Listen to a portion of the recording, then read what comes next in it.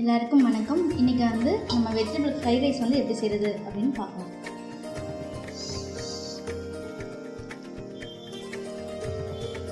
சாதம் இந்தளவுக்கு வெந்திருக்கணும்.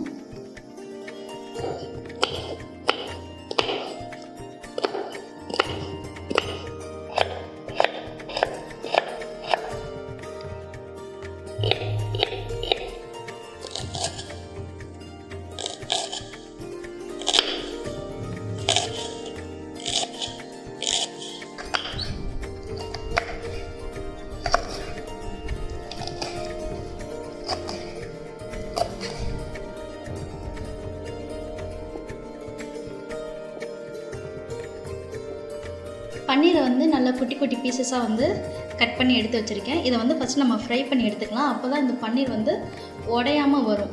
இந்த பன்னீர் ஆப்ஷனல் தான். நான் இது வெஜிடபிள் ஃப்ரைட் ரைஸ் அப்படின்றனால ஃபஸ்ட்டு பன்னீர் எடுத்திருக்கேன். அதை கொஞ்சம் ஃப்ரை பண்ணிக்குவோம். இதுக்கு பேனில் கொஞ்சோண்டு எண்ணெய் ஊற்றிட்டு இந்த பன்னீரை போட்டு ஃப்ரை பண்ணலாம். இந்த பன்னீரை நான் சாப்பிட்டு பார்த்தேன். இது சால்ட்டட் தான் நான் வாங்கியிருக்க பன்னீர். நீங்கள் வாங்கியிருக்க பன்னீரில் கொஞ்சம் உப்பு பத்தலை, இல்லை உப்பு இல்லாமல் இருக்குது அப்படின்னா இதில் லைட்டாக உப்பு தூவிக்குங்க. இதில் ஒரு 1/4 டீஸ்பூன் அளவுக்கு மிளகுத்தூள்,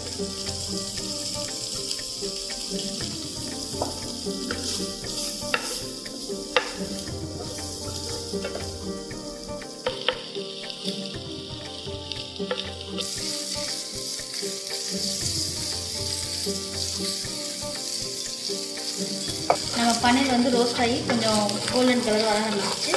இந்த ஸ்டேஜில் நம்ம ஸ்டவ் ஆஃப் பண்ணிடலாம். இந்த பன்னீர் எடுத்து வச்சுக்கலாம் தனியாக.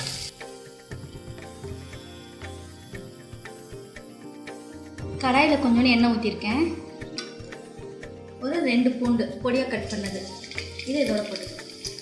இந்த பூண்டு லேசாக பொரிஞ்ச உடனே அதுக்கடுத்து வெங்காயத்தாள் இருக்குல்ல, அதோட பாட்டம் அதை கட் பண்ணி வச்சுருக்கேன் ஸ்லைஸாக. அந்த கட் பண்ணதையும் இப்போ நம்ம இதோட சேர்த்துக்கலாம்.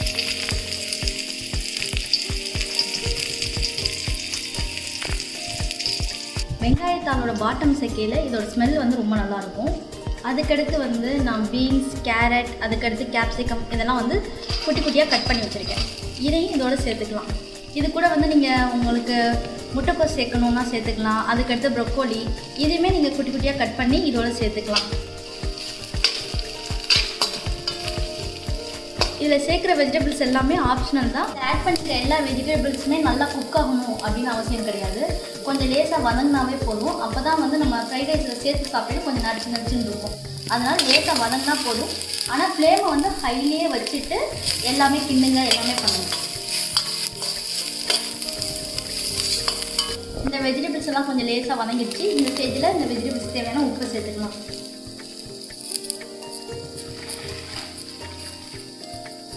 ஆல்ரெடி நம்ம குக் பண்ணி இது பண்ணி வச்சுருக்கோம்ல, டோஸ்ட் பண்ணி வச்சுருக்கோம்ல பன்னீர், இந்த பன்னீரையும் இதோட சேர்த்துக்கலாம். ஒரு 1/4 டீஸ்பூன் அளவுக்கு மிளகுத்தூள் இதையும் இதோட சேர்த்துக்கலாம்.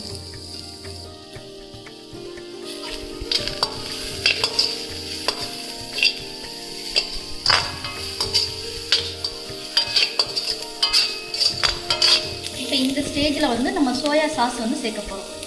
சோயா சாஸில் டார்க் அப்புறம் லைட் அப்படின்னு 2 கிடைக்கும். நீங்கள் டார்க் கலர் சோயா சாஸ் வாங்கினீங்க அப்படின்னா கொஞ்சமாக சேருங்க. நான் வாங்கியிருக்கிறது டார்க்கு, நான் கொஞ்சமாக ஊற்றிக்கிறேன்.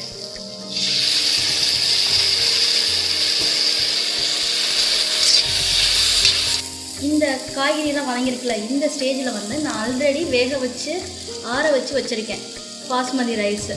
நல்லா குக் பண்ணி ஆற வச்சணும். நல்லா ஆறிடணும். அப்போ தான் உங்களுக்கு இந்த மாதிரி உதிரி உதிரியாக வரும் ரைஸு. இப்போ இதை இதோட சேர்த்துக்க போகிறேன். ஃப்ளேம் நல்லா கூட்டிடுங்க. இப்போ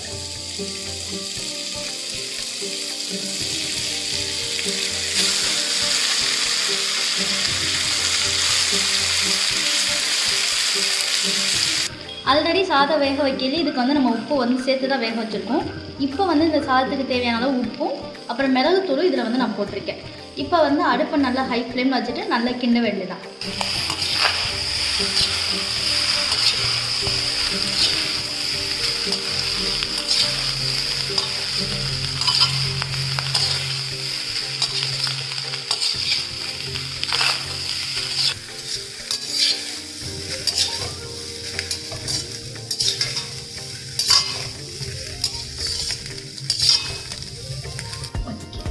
இது எல்லாத்தையும் நல்லா கிளறிட்டா நம்ம ஃப்ரைட் ரைஸ் வந்து இப்போ ரெடி ஆயிடுச்சு.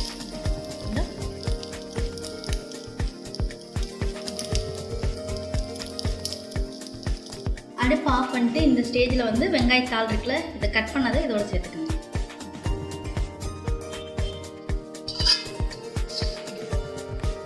இந்த ரைஸோட ஹீட்டுக்கே வந்து இதை அப்படியே கிண்டிட்டிங்கன்னா போதும். இதோட ஸ்மெல் வந்து நல்லாயிருக்கும் கடைசி அதை சேர்க்கையில்.